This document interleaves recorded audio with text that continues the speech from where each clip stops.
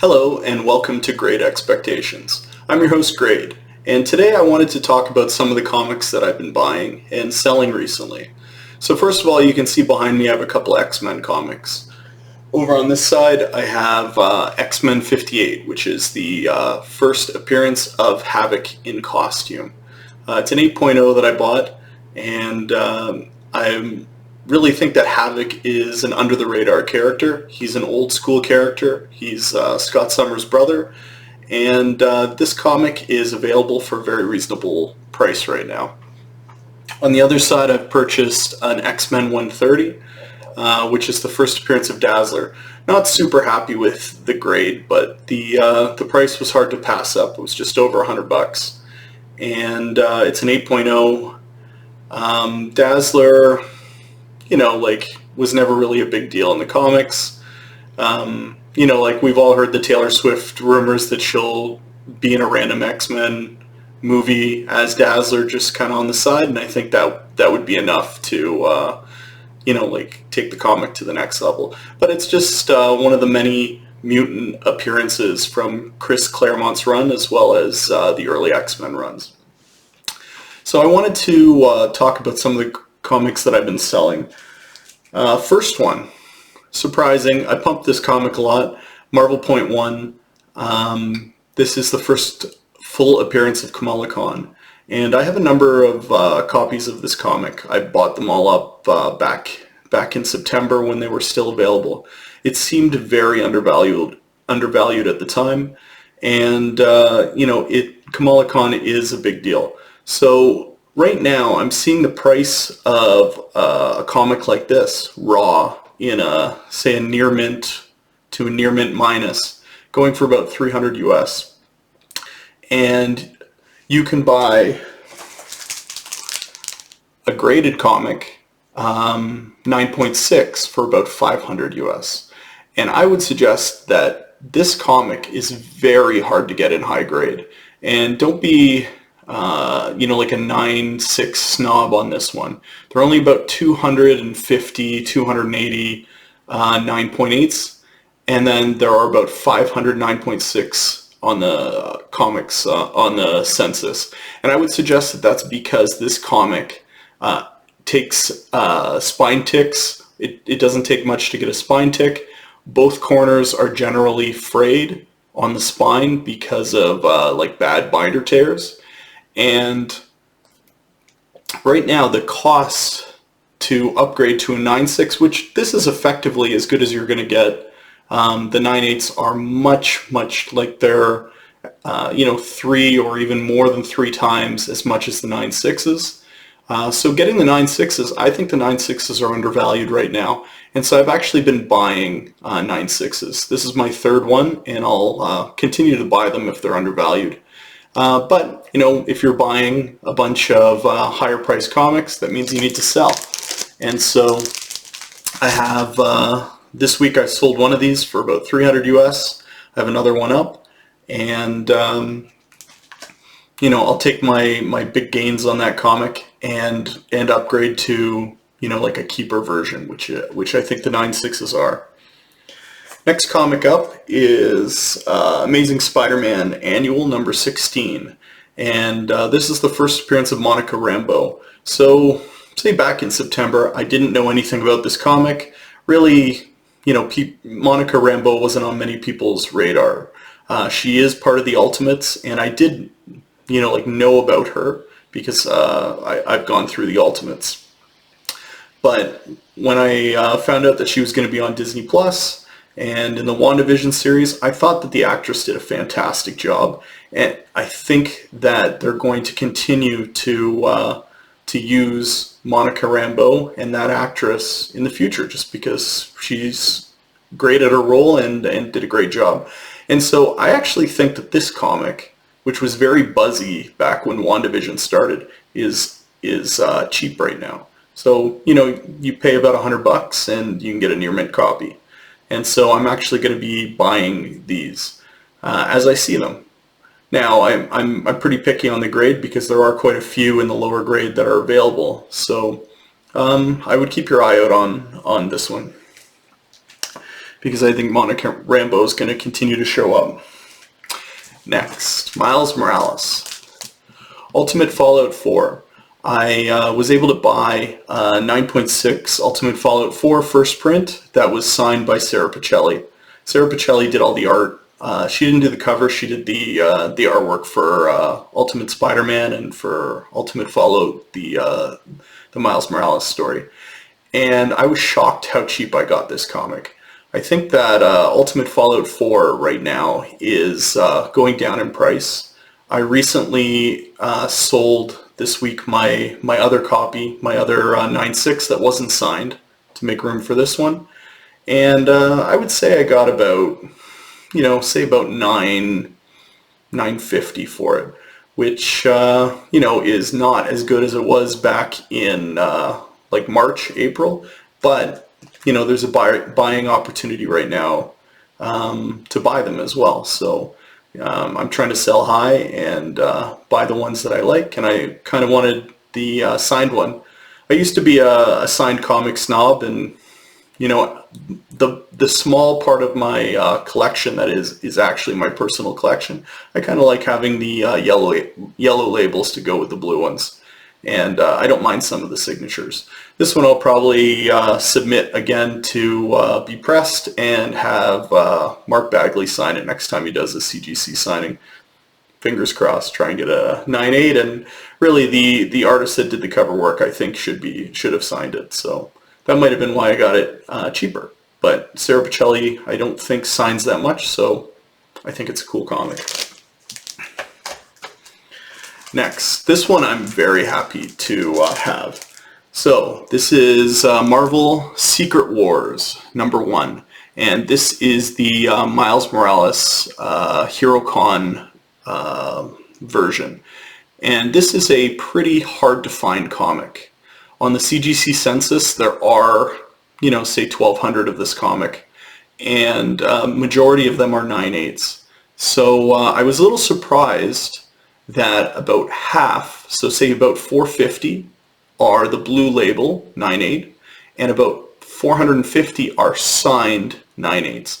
And I think, like, I wasn't at this HeroCon, I would assume that they had a lot of the cover artists available. So I picked up this copy. I paid, say, about $260, and I think that's a steal.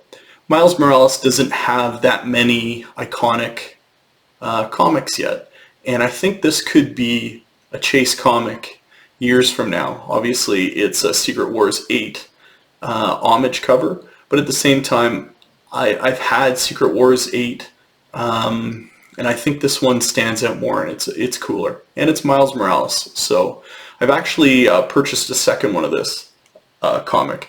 It is triple signed. The one I have coming in the mail is actually quadruple signed. It adds Jim Shooter's signature, and I believe he did the original cover art. And I would just say that this is available right now on eBay. Like they are a little bit more expensive, but at the same time, you can find them cheaper. So I bought 2 copies at about, like $260 US each. And I think this is a hold. I think this is a long-term hold, and it's just hopefully going to be iconic the same way that Secret Wars 8 is. It also looks great on the wall.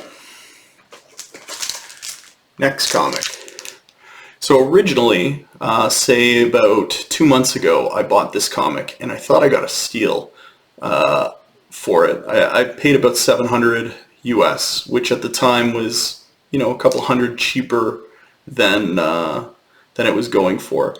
And this is Edge of Spider-Verse 2. This is the first print, first appearance of Spider-Gwen, who's Ghost Spider. I think this is possibly a modern grail. Now, I would say there are a lot of these graded. There are about, I was a little surprised because I just looked on the census, and there are almost 3,000 of these in 9.8 that are CGC'd. And that number is pretty staggering to me. Like, I guess that would be the standard for, a modern grail, modern comic. But it seems like there's a lot. Now, that being said, I think this is a great character. This is the kind of character where I want my daughter to look up to and emulate, and so I really wanted to have a nice copy. And a 9.8 popped up on eBay for a very reasonable price, and I pulled the trigger. So in the last 2 months, I bought both of these. So I'm trying to sell the 9.6. I don't love the custom label anyway. And the 9.8 is not going to leave my possession for a very long time. I'm very happy to have this comic. I also have a raw that I'm going to be submitting in my next CGC batch, and it's in pretty good shape. It's got a little, almost like darker rub near the bottom staple, and I'm hoping that Mr. Kendra can kind of clean it up a little. Buying and selling. I am trying to actively buy the early X-Men comics. I'm trying to buy the Hot Modern comics, and I'm trying to buy raw, like raw Chase comics from the Bronze Silver Age. And I've found it to be really hard to do lately. And so I would just say that there isn't a lot raw available right now that I'm seeing. You have to work harder, you have to look for it, and you have to be quick to jump on it when you do see it. I think that the market is fluctuating right now, so I'm seeing a lot of these really strong keys that were going up to the moon in March. Ultimate Fallout 4, all those comics. Some of them have come back down to earth or are starting to, some haven't. And so I would just use caution. And try and think of your comic collection and the comics you're considering to buy from a historic standpoint. And if, like 2020 and the beginning of 2021 was a blip and everything went to the moon and comes back down, like that's kind of where I'm at. So just be cautious. And the reason I'm giving that caveat is because an Amazing Spider-Man 667 sold in the last month. It was the Delato Spider Island 1 in 100. And it sold for $33,000 in a 9.8. And I obviously, like YouTube comic channels covered this and spoke to that staggering number. And it speaks to the strength of the market, and it speaks to, like the rarity of some comics and what they could be worth. And I want to just do a little bit of beating my own drum. I haven't pulled this out in a little while. This is the second appearance of Miles Morales, Ultimate Spider-Man #1. And it is the signed version. So down at the bottom, it actually says Variant Edition. It is hand-numbered and signed by Stan Lee. And instead of the Harley-Davidson ad on the back, it comes with a certificate of authenticity from Marvel and CGC, saying that it's 1 of 100. Now, the CGC census on the Delato Amazing Spider-Man 667, I believe there are 34 copies of that comic graded by CGC, and there are currently, what am I thinking? I think 16 9.8s. So 16 9.8s, it's not that many 9.8s. This comic here, there are only 100 made and signed by Stan Lee, and currently on the CGC census, there are 14. And of those 14, there are only 3 9.8s. So I would suggest that this comic, it's about the odds of getting one are about 1 in like 890, because the print one was like 89,000, and there are only 100 of them. So I would suggest if you've got deep pockets and you're looking for something rare that actually has some worth. Don't waste your money on something like the Delato. Buy Ultimate Spider-Man #1 if you can find one, because it is actually a key. It's second appearance of Miles Morales, it's his origin, and it's his first solo series. So, I just like reminding people that I have this, and it's not actually for sale. I'm going to keep it for, say the next 10 years at least, and wait till Miles is a huge deal. And everybody knows he's going to be, so just wanted to remind people I have that. So anyway, this has been great with great expectations, and thanks for watching. Have a good night.